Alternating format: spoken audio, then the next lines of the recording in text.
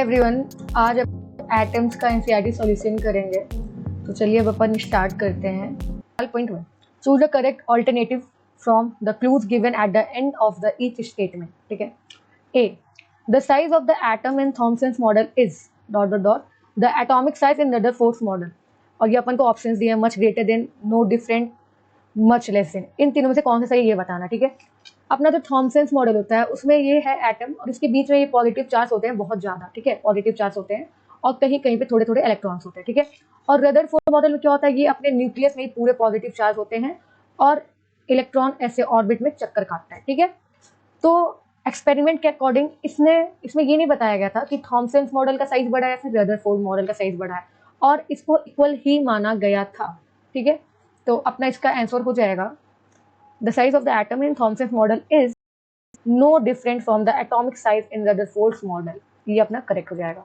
B, in the ground state of dot dot dot electrons are in stable equilibrium while in dot dot dot electrons always experience a net force। हम लोग को fill करना है इस dot dot dot में क्या होगा और इस डॉट डॉट में क्या होगा। ठीक है। तो अपन को पता है ये जो थॉमसन्स मॉडल होता है इसमें मैक्सिमम पॉजिटिव चार्ज फील्ड होते हैं और थोड़े थोड़े नेगेटिव चार्ज होते हैं जो यहीं पे स्टेबल होते हैं। ठीक है। बट रदरफोर्ड में क्या होता है, ये इलेक्ट्रॉन्स जो होते हैं ऑर्बिट में ऐसे मूव करते रहते हैं। ठीक है। तो करते हैं, ठीक, तो ये स्टेबल नहीं है। ठीक है। तो अपना in the ground state of Thomson's electrons और इन स्टेबल इक्विलिब्रियम, यहाँ थॉमसन होगा, और while in Rutherford electrons always net force. ठीक है। ये हो जाएगा अपना। अभी लास्ट में हम सबका टिक कर देंगे किसमें क्या होगा। ठीक है। C, a classical atom based on dot dot is doom to collapse. Doom to collapse मतलब कोलैप्स करने वाला है। ठीक है। इसमें तो अपन को पता है maximum Thomson's model maximum positive charge होते हैं, इलेक्ट्रॉन्स थोड़े से होते हैं कहीं कहीं पे, और इसमें क्या होता है पूरा चार्ज अपना न्यूक्लियस में स्टेबल होता है पॉजिटिव चार्ज, और इधर नेगेटिव चार्ज होते हैं जो ऑर्बिट में मूव करते रहते हैं। ठीक है। तो ऐसे ये ऑर्बिट में मूव करते रहते हैं, सेंट्रीपिटल फोर्स लगता है।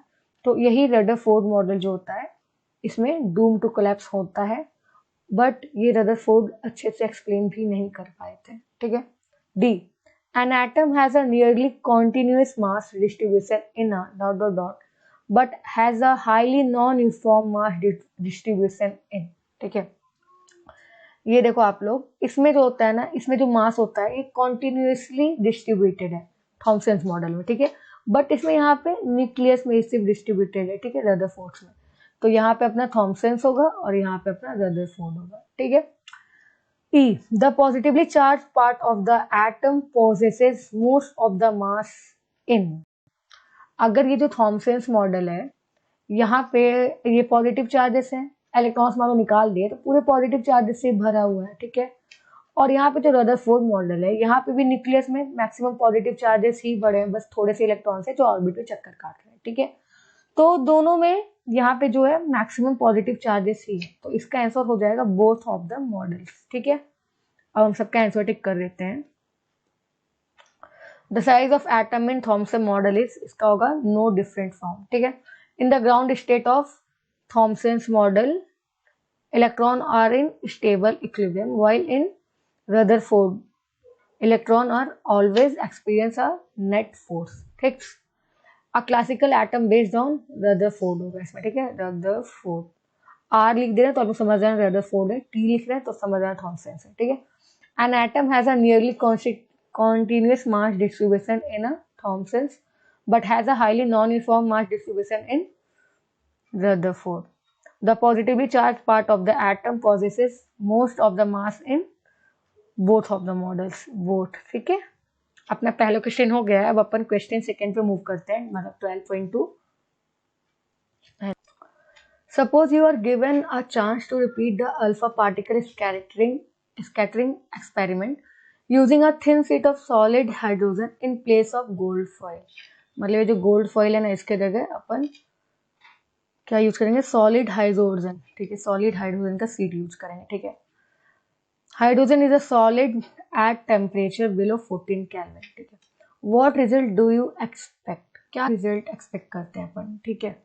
इसमें अगर अपन ये जो होता है ना गोल्ड फॉइल, अगर अपन इसके जगह हाइड्रोजन को यूज करेंगे in place of gold foil, तो जो अपना स्कैटरिंग एंगल होगा वो लार्ज नहीं होगा। क्यों लार्ज नहीं होगा? इसलिए लार्ज नहीं होगा क्योंकि जो अपना हाइड्रोजन होता है ना, उसका मास होता है 1.67 इंटू 10⁻27 kg, ठीक है। और जो अल्फा पार्टिकल होता है मतलब हीलियम वाला, ठीक है, इसका मास होता है 6.64 इंटू 10⁻27 kg, ठीक है। तो ये अल्फा पार्टिकल का मास हाइड्रोजन से ज्यादा है, ठीक है। तो इस वजह से अपना स्कैटरिंग एंगल जो होगा वो लार्ज नहीं होगा, ठीक है। और जब अपन इसका ही मास ज्यादा है हाइड्रोजन से, ठीक है, हाइड्रोजन अपना ये टारगेट न्यूक्लियस है मतलब हाइड्रोजन, ठीक है, जिसपे अपना पार्टिकल जाएगा अल्फा पार्टिकल, ठीक है। तो जब अल्फा का मास ज्यादा है हाइड्रोजन, जो अल्फा है वो बाउंस बैक करेगा ही नहीं। बस आप लोगों को यही चीज इंग्लिश में अपने बोर्ड्स के एग्जाम में लिख देना है और कुछ भी नहीं, ठीक है। तो चलिए अब अपन क्वेश्चन थर्ड पे मूव करते हैं। What is the shortest wavelength Paschen series of spectral lines, ठीक है। इसके लिए आप लोगों को रिडबर्ग फॉर्मूला याद होना चाहिए, ठीक है। रिडबर्ग फॉर्मूला क्या होता है अपना? 1/λ equals to R Z square upon 1/n1 square minus 1/n2 का होल स्क्वायर। तो यहाँ पे अपना 1/λ है, ठीक है, और आर ये अपना होता है रिडबर्ग्स कांस्टेंट, जेड होता है अपना एटॉमिक नंबर, और यहाँ पे स्पेक्ट्रल लाइन से तो यहाँ पे हाइड्रोजन का मानेंगे और हाइड्रोजन का एटॉमिक नंबर 1 होता है, ठीक है। तो जेड को अपन अगर नहीं भी लिखेंगे तो भी अपना काम चलेगा, ठीक है। पास्टियन सीरीज क्या होता है, ठीक है, देखो पहले अपना होता है लेमेन, ये लेमेन, फिर बाल्मर, फिर पास्टियन, ठीक है, फिर होता है अपना ब्रैकेट, फिर होता है अपना पी फन, ठीक है। ये अपने सीरीज होते हैं, ठीक है। और मैं इसका कलर भी बता देती हूँ, ठीक है। अपना जो लायमन सीरीज होता है वो अल्ट्रा वायलेट कलर का होता है, ठीक है। और अपना ये जो होता है बाल्मर सीरीज ये विजिबल रेंज में होता है, ठीक है। और ये बाकी तीन अपना जो भी बचा ये इंफ्रारेड होता है, ठीक है। वैसे इसका कुछ काम नहीं था बट मैंने बता दिया। और जब अपन इन्फिनिटी पे अपना एनर्जी 0 इलेक्ट्रॉन वोल्ट होता है, ठीक है। जब अपन इन्फिनिटी से पास्टियन पे आते हैं मतलब थर्ड पे 1 2 3, इन्फिनिटी से जब अपन थर्ड पे आते हैं तो इसको बोलते हैं पास्टियन सीरीज, ठीक है। तो बस अब अपन को वैल्यूज पुट करने हैं और अपन को वेवलेंथ मिल जाएगा। वेवलेंथ को अपन लैम्डा से डिनोट करते हैं, ठीक है। रिडबर्ग कांस्टेंट का वैल्यू क्या होता है? 1.1 इंटू 10⁻7, ठीक है। इसको आप ऐसे भी लिख सकते हो 10⁻7, ठीक है, मीटर इनवर्स, ठीक। अब अपन वैल्यूज को पुट कर लेते हैं और अपन का आंसर मिल जाएगा। तो 1/λ, और देखो बहुत लोग कंफ्यूज हो जाते हैं कि इसका यहाँ पे कौन सा वैल्यू रखें 3 कि यहाँ पे इन्फिनिटी रखें। तो आप लोग ऐसा कर सकते हो, जो n1 होता है ना, ये जो छोटी वैल्यू है उसको n1 की जगह रखो और जो बड़ी वैल्यू है उसको n2 की जगह रखो, ठीक है। तो n1 अपना क्या हो गया 3, n2 अपना क्या हो गया इन्फिनिटी। ये देखो इन्फिनिटी टू 3 पे जब जाता है, इन्फिनिटी टू 3 पे जब जाता है उसको पास्टियन बोलते हैं, ठीक। तो आर का वैल्यू पुट करते हैं अपन 1.1 इंटू 10⁻7, जेड तो अपना 1 ही है एटॉमिक नंबर, ठीक है, तो 1 का स्क्वायर 1 ही हो गया, ठीक है। ब्रैकेट 1/3 का स्क्वायर है माइनस 1/इन्फिनिटी का स्क्वायर, ठीक है। तो 1/λ इक्वल्स टू 1.1 इंटू 10⁻7 अपॉन 1/9 3 का स्क्वायर, और 1/इन्फिनिटी का स्क्वायर जो होगा ये अपना हो जाएगा 0, ठीक है। तो इसको नहीं लिखेंगे अपन, तो ये हो गया अपना 1/9। लैम्डा फाइंड करना है, अब अपन इसका रेसिप्रोकल कर लेते हैं। रेसिप्रोकल मतलब जो नीचे उसको ऊपर भेज दो या फिर जो ऊपर उसको नीचे भेज दो, जो भी आपको जैसा क्वेश्चन जो पूछा है। अगर 1/λ पूछा होता तो अपन ऐसे ही करते, बट लैम्डा पूछा है मतलब वेवलेंथ बस पूछा है तो ऐसे इसका रेसिप्रोकल करना पड़ेगा। तो अगर लैम्डा को अपन ऊपर भेज देंगे तो ये बाकी ऊपर की चीजें नीचे आ जाएंगी और नीचे की चीजें ऊपर चल जाएंगी, ठीक है। नीचे अपना बस 9 है तो 9 ऊपर जाएगा, और ये 1.1 इंटू 10⁻7 नीचे आ जाएगा, ठीक है। तो 1.1 और 10⁻7 पॉजिटिव में तो अपन इसको ऊपर ऐसे लिख सकते हैं 10⁻⁻7। और जब आप लोग इसको सॉल्व करेंगे तो आप लोग का नियरली आंसर आ जाएगा 818 नैनोमीटर, ठीक है। तो आप लोगों का जो भी आंसर दिया होगा ये नियर में है, ठीक है। तो आप लोग 820 नैनोमीटर, ये भी आंसर हो सकता है। जो आंसर दिया होगा उसके हिसाब से आप लोग ऑप्शन टिक कर लीजिएगा, ठीक है। इसको सॉल्व करके ये अपना आंसर हो गया, ठीक। इसको सॉल्व करने का एक और तरीका है, अगर आपको हाइड्रोजन लेवल्स वाला डायग्राम अगर याद है तो, ठीक है। तो मेथड 2 भी देख लेते हैं। मेथड 2, ठीक है। ये इतना तो आपको याद ही होना चाहिए जितना हम बना रहे हैं, ठीक है। n equals to 1 2 3 4 5 dot dot dot infinity, ठीक है। इन्फिनिटी पे एनर्जी 0 इलेक्ट्रॉन वोल्ट होता है, ठीक है। और इसका जो फॉर्मूला होता है, energy equals to -13.6 Z square upon n square electron volt, ठीक है। ये हाइड्रोजन के लिए है, तो जेड तो अपना 1 हो जाएगा, ठीक है। और एन क्या होता है अपना, ऑर्बिट होता है, ठीक है। और जेड अपना होता है एटॉमिक नंबर, ठीक है। अब जब आप इसको सॉल्व करेंगे वैल्यूज पुट करके, एन इक्वल्स टू 1 जब रखेंगे, जेड स्क्वायर तो अपना नहीं रहेगा क्योंकि हाइड्रोजन के लिए तो अपना जेड का वैल्यू 1 होगा, ठीक है। तो अपना फॉर्मूला क्या बन जाएगा, 13.6 upon n square minus 13.6, okay. तो अब वैल्यू पुट करते हैं, एन इक्वल्स टू 1 जब अपन लिखेंगे तो अपना आ जाएगा 13.6 माइनस में, ठीक है। जब एन इक्वल्स टू तो -3.4, 3 पुट करेंगे तो -1.51 आएगा, 4 पुट करेंगे वैल्यू तो -0.85 आएगा, और 5 पुट करेंगे तो -0.54 आएगा, ठीक है। ये हाइड्रोजन के लिए, ठीक। और अगर आपको किसी और एलिमेंट के लिए पूछता है जैसे हीलियम, नाइट्रोजन के कुछ भी, तो बस आप यहाँ पे जेड स्क्वायर कर दीजिएगा सब जगह। और जैसे हीलियम का 2 होता है तो यहाँ पे 4 से आप 13.6 में मल्टीप्लाई कर लीजिएगा, ठीक है। तो आपको ये याद होना चाहिए मेथड 2 के लिए, ठीक है। इससे आपका क्वेश्चन बहुत जल्दी हो जाएगा, ठीक। तो यहाँ पे अपना पास्ट चेन सीरीज में क्या होता है, इन्फिनिटी टू 3 पे आते हैं तो पास्ट चेन होता है। और यहाँ पे अपना क्या है, इलेक्ट्रॉन का एनर्जी कितना है, -1.51 इलेक्ट्रॉन वोल्ट, ठीक है। और एनर्जी का एक फॉर्मूला होता है 12400 अपॉन लैम्डा, जब अपन का वेव, तो ये आपका एंगस्ट्रॉम में होता है, ठीक है। तो बस अपन अब वैल्यू पुट करेंगे और लैम्डा आ जाएगा, तो 12, और ई का वैल्यू पुट करेंगे 1.51, ठीक है। और इसको जब आप लोग सॉल्व करेंगे तो ये भी 820 के ही अप्रोक्स में आएगा नैनोमीटर में, ठीक है।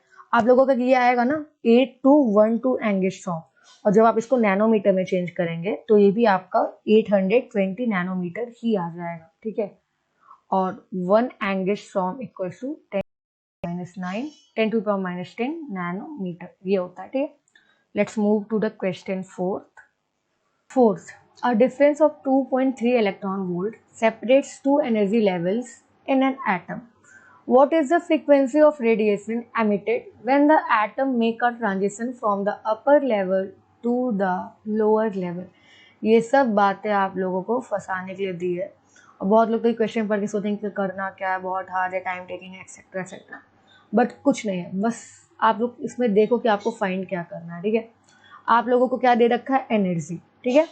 2.3 इलेक्ट्रॉन वोल्ट दे रखा है। फाइंड क्या करना है, जब भी क्वेश्चन सॉल्व करो ना, गिवन लिख लो। गिवन लिख लोगे ना तो कम से कम गिवन लिखो, फिर सोचो कौन सा फॉर्मूला लगेगा, वो इसको अप्लाई करो आप लोग, ठीक है। तो थोड़ा इजी हो जाता है और टाइम टेकिंग में कम हो जाता है, ठीक है। अपन को what is the frequency, frequency find करना है। फ्रीक्वेंसी को अपन म्यू से डिनोट करते हैं, ये अपना क्वेश्चन मार्क है। आप लोगों को पता होगा E equals to h mu, ठीक, अपना ये फॉर्मूला होता है, ठीक है।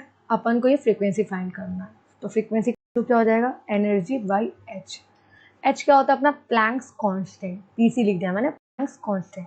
और इसकी वैल्यू क्या होती है अपनी 6.64 इंटू 10⁻⁻34, ठीक है, वैल्यू, ठीक है। तो बस अब अपन को ये फाइंड करना है, तो अपन वैल्यू लिख देते हैं। एनर्जी क्या दिया अपना, 2.3 दिया इलेक्ट्रॉन वोल्ट, ठीक है। तो अब अपन इसको क्या करेंगे, अपन इसको जूल में चेंज कर लेंगे क्योंकि अपना एच का वैल्यू भी जूल में ही है, ठीक है। तो जूल में चेंज करने के लिए आपको बस 1.6 इंटू 10⁻⁻19 से डिवाइड मल्टीप्लाई कर देना है, ठीक है। तो एनर्जी क्या हो जाएगा, 2.3 इंटू 1.6 इंटू 10⁻⁻19, ये अपना 2.3 इलेक्ट्रॉन वोल्ट दे रखा है देखो क्वेश्चन में आप लोग, ठीक है। तो बस जब आप इसको मल्टीप्लाई करेंगे तो आपका आएगा 3.68 इंटू 10⁻⁻19 जूल। और अब अपन वैल्यूज को पुट करेंगे 3.68 इंटू 10⁻⁻19 अब 10⁻⁻34, ठीक है। और अब जब आप इसको सॉल्व करेंगे तो आपका आंसर आएगा 5.5 इंटू 10⁻14 हर्ट्ज। ये होता है अपना फ्रीक्वेंसी का यूनिट। तो आपका ये हो जाएगा आंसर, ठीक है। तो अब अपन क्वेश्चन 5 पे मूव करते हैं। The ground state energy of hydrogen atom is इतना। What are the kinetic and potential energies of the electrons in the state. इसमें ना आपको एक रिलेशन अगर पता है ना तो आप इसको इजीली सॉल्व कर सकते हैं, ठीक है। और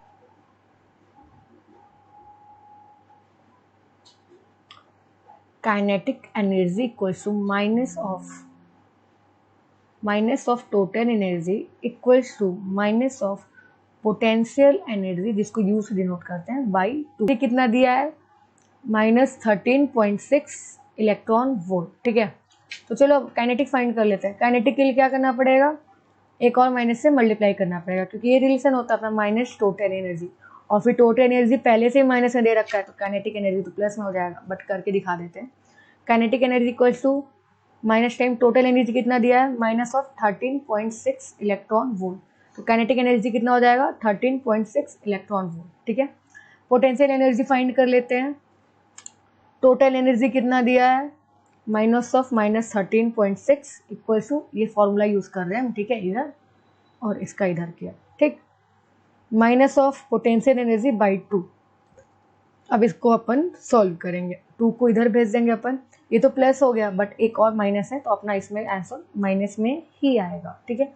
जब आप इसको मल्टीप्लाई करेंगे तो आपका आंसर हो जाएगा -27.2 इलेक्ट्रॉन वोल्ट, ठीक है। ये अपना पोटेंशियल एनर्जी हो गया, ये अपना काइनेटिक एनर्जी होगा। देखो आप लोग कितना, बस आप लोगों को ये पता है रिलेशन तो आप लोग इसको आराम से सॉल्व कर लेंगे, ठीक है।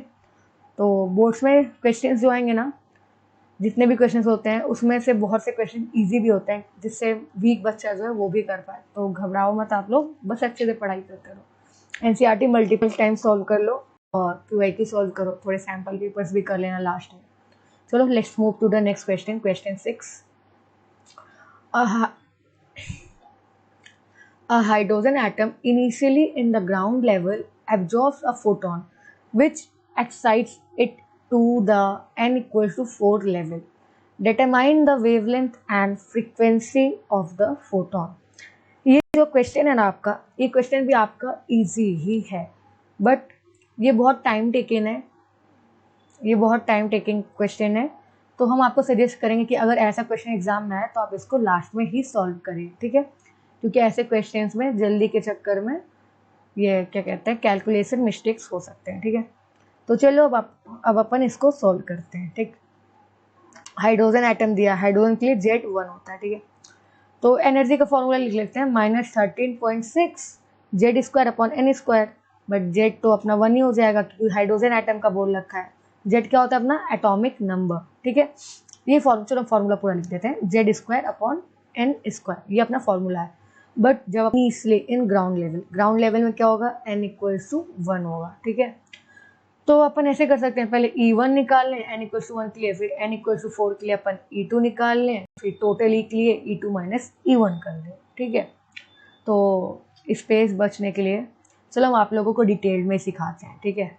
चलो E1 क्या होगा -13.6, Z² क्या हो जाएगा 1 का स्क्वायर, क्योंकि हाइड्रोजन एटम है और हाइड्रोजन के लिए Z अपना 1 होता है एटॉमिक नंबर, ठीक है, अपॉन n², n कितना अपना 1 ही है, ठीक है। तो ये अपना 1 का स्क्वायर ऐसे हो जाएगा, तो क्या आ जाएगा -13.6 ही आ जाएगा इलेक्ट्रॉन वोल्ट। E2 निकाल लेते हैं, तो अपने इसमें क्या हो जाएगा n=4 दिया, देखो यहाँ पे, ठीक है। तो ये हो जाएगा -13.6, 4 है, 4 का स्क्वायर करेंगे अपन 16 हो जाएगा, ठीक है।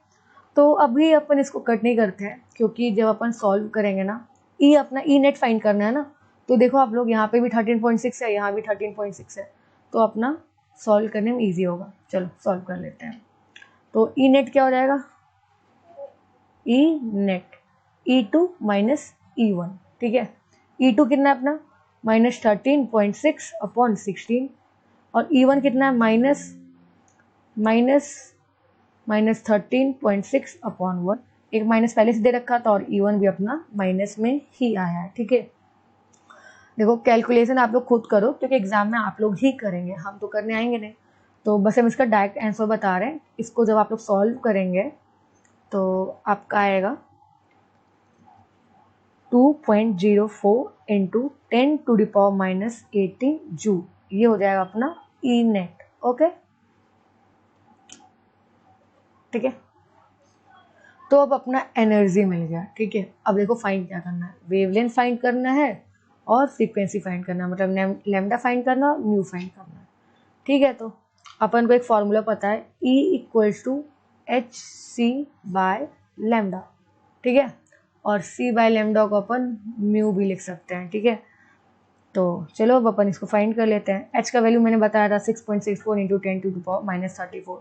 c क्या है यहाँ पे, c अपना स्पीड ऑफ लाइट, तो इसका वैल्यू होता है 3 इंटू 10⁸ मीटर पर सेकेंड, ठीक है। तो चलिए अब अपन पहले लैम्डा फाइंड कर लेते हैं। वेवलेंथ बोला है, देखो पहले वेवलेंथ फाइंड करना है फिर फ्रीक्वेंसी फाइंड करना है। तो लैम्डा इक्वल्स टू, लैम्डा को इधर भेज दिए अपन और ई को इधर भेज दिए, ठीक है। Lambda equal to hc/e, okay. h का वैल्यू कितना है अपना 6.64 इंटू 10⁻⁻34 इंटू c कितना है 3 इंटू 10⁸ अपॉन e कितना आया अपना, e अपन ने निकाला है 2.04, ये 0 है 6 नहीं है, okay. Let me correct it, ये 0 है। 2.04 इंटू 10⁻⁻18, ये अपना आया है e, ठीक है। और अब आप इसको जब सॉल्व करेंगे तो आपका आएगा 9.7 इंटू 10⁻⁸ मीटर, ठीक है। बट अपन को आंसर चाहिए नैनोमीटर में, क्योंकि आप लोग जब आंसर की मैच करेंगे तो उसमें नैनोमीटर में दे रखा है, ठीक है।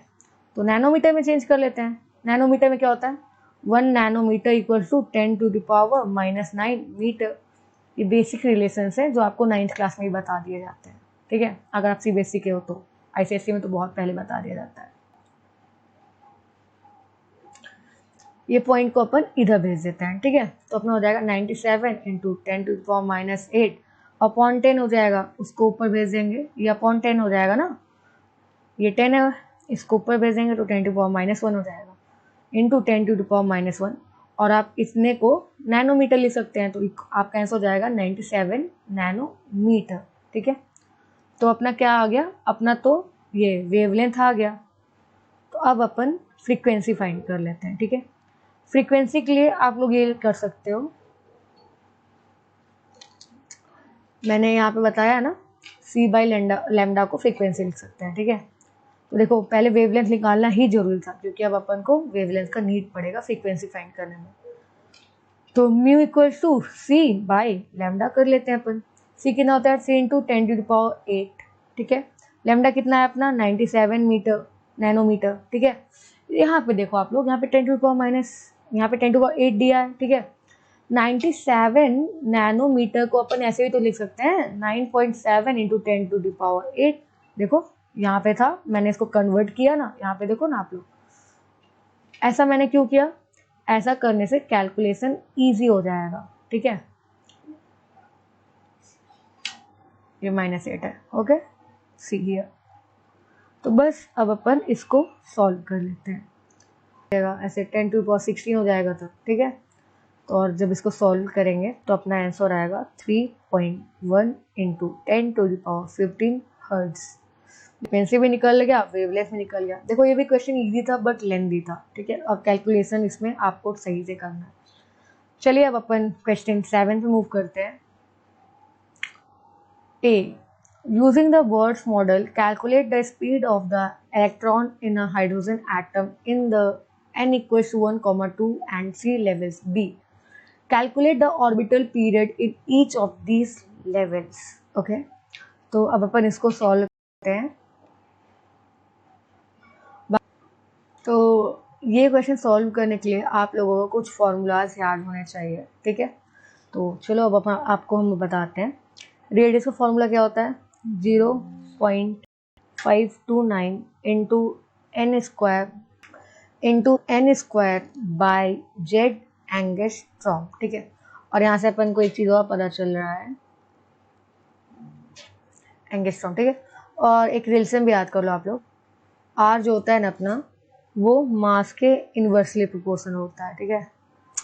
नेक्स्ट फॉर्मूला लिखते हैं अपन वेलोसिटी का लिखते हैं। वेलोसिटी इक्वल्स टू क्या होता है, 2.18 into 10⁶ into Z by n metre पर सेकेंड, ठीक है। और अपन एक टाइम पीरियड का फॉर्मूला लिख लेते हैं, वो होता है 2πr/v। फॉर्मूला आप लोगों को पता है, तो ये क्वेश्चन आप सॉल्व कर सकते हैं, ठीक है। तो पहला करते हैं, using the Bohr model calculate the speed of the electron in a hydrogen atom in the n equals to 1, 2 and 3। n का वैल्यू दिया है, ठीक है। और बोर मॉडल ये किसके लिए था, हाइड्रोजन के लिए था, ठीक है। तो इसमें अपना जेड का जो वैल्यू होगा वो क्या हो जाएगा, अपना 1 हो जाएगा, ठीक है। स्पीड फाइंड करना है, मतलब यही वेलोसिटी, तो ये जेड का वैल्यू अपना 1 हो जाएगा ए वाले के लिए। चलो अब अपन ए का सॉल्व करते हैं, ए, ठीक है। वी क्या होता है अपना 2.18 इंटू, देखो आप 10⁶ अपॉन n लिख देते हैं। जेड नहीं लिख रहे हैं क्योंकि जेड की वैल्यू 1 है, बोर मॉडल मतलब हाइड्रोजन के लिए जेड अपना 1 होता है, ठीक है। और बोर मॉडल में अपना हाइड्रोजन यूज किया गया था, ठीक है। तो 2.18 इंटू 10⁶ अपॉन n ये लिख लेते हैं, ठीक है। तो चलो अब n इक्वल्स टू 1 के लिए क्या हो जाएगा, n इक्वल्स टू 1 के लिए यही हो जाएगा 2.18 इंटू 10⁶ ही हो जाएगा।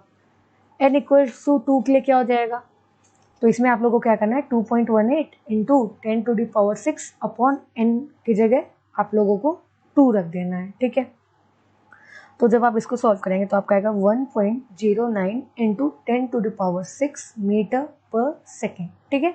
ये भी मीटर पर सेकेंड में आपका। अब n इक्वल्स टू 3 पुट कर देते हैं अपन, 3 यहाँ पे आप लोग रख दीजिए, 2.18 इंटू 10⁶। और आप जब इसको सॉल्व करेंगे तो आपका आएगा 7.27 इंटू 10⁻⁻ मीटर पर सेकेंड, ठीक है। ये अपना पहला तो हो गया ए। अब अपन बी सॉल्व करते हैं, बी, ठीक है। बी क्या बोल रखा है अपना, कैलकुलेट द ऑर्बिटल पीरियड, मतलब time period in each of these levels, मतलब n इक्वल्स टू 1, 2, 3 इन तीनों के लिए अपन को टाइम पीरियड भी फाइंड करना है, ठीक है। तो चलिए अपन टाइम पीरियड फाइंड कर लेते हैं। टाइम पीरियड का फॉर्मूला मैंने आपको यहाँ बता रखा है, ठीक है। तो t इक्वल्स टू 2πr/v होता है। 2 इंटू पाई का वैल्यू क्या होता है, 3.14 या फिर 22/7, ठीक है। 2πr, r का फॉर्मूला मैंने बताया 0.529 into n square upon Z. ये हाइड्रोजन एटम के लिए है, ठीक है। हाइड्रोजन एटम के लिए जेड क्या होता है अपना 1, तो अपॉन जेड इसको अपना 1 ही हो जाएगा, तो इसको लिखने का जरूरत अपना नहीं है, ठीक है। ये हो जाएगा अपॉन वी का फॉर्मूला भी मैंने यहाँ बता रखा है आप लोगों को, देखो सब फॉर्मूलेस मैंने बता दिए, ठीक है। तो 2.18 इंटू 10⁶ जेड बाई एन, ये जेड अपना 1 हो जाएगा, ठीक है। तो चलिए अब अपन सॉल्व कर लेते हैं। तो पहले इसको थोड़ा और सिंपल बना देते हैं जिससे अपना कैलकुलेशन ईजी हो जाए। तो इसको आप लोग जब फर्दर सॉल्व करेंगे तो ये आ जाएगा 1.52 into 10⁻⁻16 n³ upon Z square, ठीक है। ये आपका आ जाएगा यूनिट सेकेंड में, ठीक है। जेड स्क्वायर का तो कोई वैल्यू है नहीं क्योंकि वो 1 ही है, 1 को आप 10 टाइम्स स्क्वायर करो चाहे 1000 टाइम आएगा 1 ही, ठीक है। तो चलो पहले t इक्वल्स टू 1 के लिए करते हैं। t इक्वल्स टू 1 के लिए क्या हो जाएगा, 1.52 इंटू 10⁻⁻16 ही हो जाएगा, सॉरी n इक्वल्स टू 1 के लिए करते हैं। n³ है, 1 का क्यूब भी करोगे तो 1 ही होगा, ठीक है। अब n इक्वल्स टू 2 के लिए सॉल्व कर लेते हैं। 1.52 इंटू 10⁻⁻16 और 2 का क्यूब आप लोग करेंगे तो क्या होगा, आपका आएगा 8 इंटू 10⁻⁻15 सेकेंड, ये हो जाएगा। और अपना लास्ट क्या है, यहाँ स्पेस कम है और स्लाइड्स नहीं है तो अपन इधर ही सॉल्व कर लेते हैं। n इक्वल्स टू 3 रख देते हैं आप यहाँ पे, ठीक है। तो 1.52 इंटू 10⁻16 इंटू 3 का क्यूब। और आप लोग जब इसको सॉल्व कर लेंगे तो आपका आएगा 4.10 इंटू 10⁻15 सेकेंड। ये हो जाएगा आपका आंसर। ठीक है, तो बस ये क्वेश्चन अपना डन हो गया। ये भी लेंथी क्वेश्चन था, और अगर आपको ये फॉर्मूलाज पता है तो ही आपका हो पाएगा। और अगर आपको ये फॉर्मूलाज नहीं पता थे तो अभी आप इन सब फॉर्मूलाज को अपने फेयर में नोट कर लीजिएगा। ठीक है, तो चलिए अब क्वेश्चन 8 पे मूव करते हैं। The radius of the innermost electron orbit of a hydrogen atom is इतना। What are the radii of the n = 2 और n = 3। ठीक है, सॉल्व कर लेते हैं। मैंने आपको रेडियस का फॉर्मूला बता रखा था ना, 0.529 इंटू n² एंगस्ट्रॉम। ठीक है, ये फॉर्मूला मैंने आपको बता रखा था। तो चलो इसको नियर अबाउट में कर लेते हैं। ये 29 को अपन 3 लिख देते हैं, 0.53, जिससे अपना कैलकुलेशन ईजी हो। n² angstrom. ठीक है, अपना रेडियस हम लोग को क्वेश्चन में दे रखा है। ठीक है, the radius of innermost electron orbit of hydrogen atom is इतना। ठीक है, अब हम लोग को रेडियाई फाइंड करना है n = 2 और n = 3 के लिए। ठीक है, तो फॉर n = 2 r क्या हो जाएगा, 0.53 इंटू 2 का स्क्वायर कर लेते हैं। ठीक है, और हाइड्रोजन एटम बोला है, हाइड्रोजन के लिए जेड अपना 1 होता है। ठीक है, 2 का स्क्वायर 4/1 ही हो जाएगा। इसको जब आप करेंगे 2.12 आ जाएगा एंगस्ट्रॉम। और अब अपन क्या करते हैं, n = 3 के लिए सॉल्व कर लेते हैं। r = 0.53 इंटू 3 का स्क्वायर कर देंगे, 9 हो जाएगा अपॉन 1। इसको जब अपन सॉल्व करेंगे तो आएगा अपना 4.77 एंगस्ट्रॉम। ठीक है, बस फॉर्मूला बेस्ड था, बहुत इजी था। ठीक है, तो अपन क्वेश्चन 9 पे मूव करते हैं। ये अपना आंसर हो गया। ठीक है, 0.5 electron volt electron beam is used to bombard gaseous hydrogen at room temperature. What series of wavelengths will be emitted। ठीक है, अपन को इसके लिए हाइड्रोजन लेवल्स वाला जो डायग्राम होता है ना, वो याद होना चाहिए, जो मैंने आपको पीछे बता रखा था। चलो फिर से बना के बताते हैं। n = इन्फिनिटी, ठीक है, n = 1 जो अपना होता है लैमन सीरीज। ठीक है, 2 Balmer, 3 Paschen, 4 Brackett, 5 p Pfund, और ये इन्फिनिटी। ठीक है,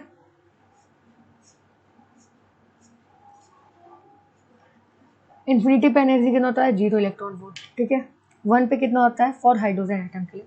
देखो यहाँ पे हाइड्रोजन का ही पूछा है, तो अपना लिख देते हैं अपन, -13.6 होता है। ठीक है, और 2 पे कितना होता है, -3.4, 3 पे कितना होता है, -1.51, 4 पे कितना होता है, -0.85, 5 पे कितना होता है, -0.54। ठीक है, ये अपने एनर्जी लेवल्स होते हैं। तो let me change the colour. देखो यहाँ से नीचे आएंगे, यहाँ से नीचे आएंगे ना, तो जो एनर्जी होगी ना, जो 12.5 से कम होगी, ठीक है, वही बस अपना व्हाट सीरीज ऑफ वेवलेंथ, तो वही बस अपना एमिट करेगी। ठीक है, जो 12.5 से कम होगी। तो चलो अपन स्टार्ट करते हैं। तो चलिए अपन 2 से 1 पे आते हैं। ठीक है, 2 से 1, 2 से 1 पे आने पे क्या होगा अपना, -3.4 -13.6, 2 से 1 पे आने के एनर्जी मतलब अपना ये एनर्जी है। ठीक है, इसको आप सॉल्व करेंगे तो कितना आएगा, 10.2 इलेक्ट्रॉन वोल्ट। ठीक है, अब अपन क्या करते हैं, 3 से 2 पे जाते हैं। 3 से 2 पे जाने पे क्या होगा, 3 से 2 -1.51 -3.4। ठीक है, तो जब 3 से 2 पे जाएंगे तो अपना आएगा 1.89। ठीक, अब अपन 3 से 1 पे आते हैं। ठीक है, 3 से 1 -1.51 -1 पे कितना है, -13.6। ये जब अपन करेंगे 3 से 1 पे तो आएगा 12.1, ये सब इलेक्ट्रॉन वोल्ट्स में। ठीक है, तो ये तो हो गया। अब अपन 4 से 1 पे आते हैं। तो 4 से 1 पे आते हैं, 4 से 1 के लिए क्या होगा, -0.85 -13.6, और ये आएगा अपना 12.75 इलेक्ट्रॉन वोल्ट, जो कि अपना 12.5 से ज़्यादा है। तो ये अपना वेवलेंथ, इसका वेवलेंथ ये एमिट नहीं करेगा, ठीक है। तो बस इतना तक ही वेवलेंथ एमिट होगा। एनर्जीज अपना फाइंड हो चुका है, ठीक है। और अपन को क्या फाइंड करना है, वेवलेंथ। वेवलेंथ इक्वल्स टू होता है अपना 12400 अपॉन एनर्जी, और ये किस में होता है अपना एंगस्ट्रॉम में, ठीक है। अपना ये तीनों लेवल के लिए अपना लिख लेते हैं। देखो आप, ये जो अपना 2 से 1 आया ना, ये अपना लेमन था, ठीक है। देखो 2 से 1 पे आया, ये अपना लेमन पे आया, ठीक है। 3 से 2 पे तो ये अपना बाल्मर था, और 3 से 1 पे जो अपना आया ये भी लेमन था, 1 पे आया ना, ठीक है। तो चलो अपना, तो अब अपन फाइंड करते हैं। पहले 2 से 1 पे आया उसका, फिर फाइंड करेंगे अपन 3 से 1 पे आया उसका, फिर अपन फाइंड करेंगे 3 से जो 2 पे आया उसका, ठीक है। 4 से 1 का अपन फाइंड नहीं कर रहे हैं, क्योंकि उसमें जो अपना एनर्जी आ रहा है वो आ रहा है 12.75, जो अपना 12.5 से ज़्यादा है। तो 12.5 अपन को एग्जाम में दे रखा है, ठीक है। तो चलिए अब अपन इसको सॉल्व करते हैं। अपन को एक फॉर्मूला पता है ना, मैंने बताया, lambda equals to 12400 upon energy, और ये अपना किसमें, एंगस्ट्रॉम में, ठीक है। 2 से 1 पे आने के लिए कितनी एनर्जी हुई है, 10.2 electron volt. 12400 upon 10.2 electron volt. इसको जब सॉल्व करेंगे आप आएगा 1216 एंगस्ट्रॉम। इसको नैनोमीटर में कन्वर्ट करना हो तो 122 नैनोमीटर। इसमें क्या होगा, 12400 सॉरी अपॉन एनर्जी। 3 से 1 के लिए क्या एनर्जी अपनी आई है, 12.1। जब आप इसको सॉल्व करेंगे तो आपका आएगा 1025 एंगस्ट्रॉम, और इसको नैनोमीटर में करना होगा तो आपका आ जाएगा 103 नैनोमीटर। इसको आप सॉल्व कर लीजिएगा, ठीक है। हाँ, 1 एंगस्ट्रॉम इक्वल टू कितना होता है, 10⁻⁻10 मीटर, ओके। अब 3 से 2 के लिए करते हैं, लैम्डा इक्वल टू 12400 अपॉन 3 से 2 के लिए एनर्जी कितनी आई है अपनी, 1.89, ठीक है, 1.89, ठीक। इसको जब आप सॉल्व करेंगे तो आपका आएगा 6560 एंगस्ट्रॉम, और आप इसको सिंपली नैनोमीटर में कन्वर्ट करने के लिए 656 में हम मूव करते हैं, जो अपना आज का लास्ट क्वेश्चन है, question number 10 in accordance with the Bohr's model, find the quantum number that characterizes the Earth's revolution around the Sun in an orbit of radius इतना, with orbital speed इतना, mass of Earth इतना, ये given है, ठीक है। Bohr model के according जो होता है ना, अपना जो एंगुलर मोमेंटम होता है वो अपना क्वांटिटाइज होता है, ठीक है, क्वांटाइज होता है, ठीक। और इसका फॉर्मूला क्या होता है एंगुलर मोमेंटम का, mvr equals to nh upon 2 pi. अपन को क्या फाइंड करना है यहाँ पे, find the quantum number that characterises the earth revolution. अपन को यहाँ पे n को फाइंड कर लेता है, ठीक है। तो अरेंज कर लेते हैं अपन, n इक्वल्स टू क्या हो जाएगा अपना 2 पाई mvr upon h। Values put कर देते हैं, 2 पाई की वैल्यू क्या होगी 3.14, और मास कितना दे रखा अपना 6 इंटू 10⁻24, ये 10⁻24 है, 1024 नहीं है, ओके, प्रिंटिंग मिस्टेक है, सॉरी फॉर दैट। v कितना अपना दिया है, वेलोसिटी 3, ये 10⁻4 है, ठीक है। 3 इंटू 10⁻4 को अपन ऐसे भी लिख सकते हैं ना, 1 2 3 4, ठीक है। और r कितना दिया अपना, रेडियस भी दे रखा है अपन को 1.5 इंटू 10⁻11,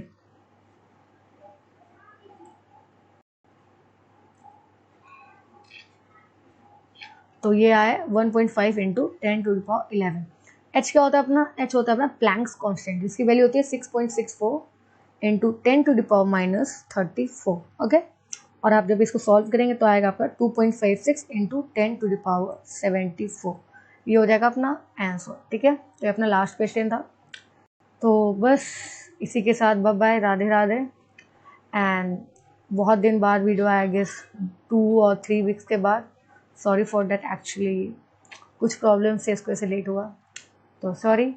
अब अपन अपना NCERT comma NEET PYQ series continue रखेंगे, ठीक है।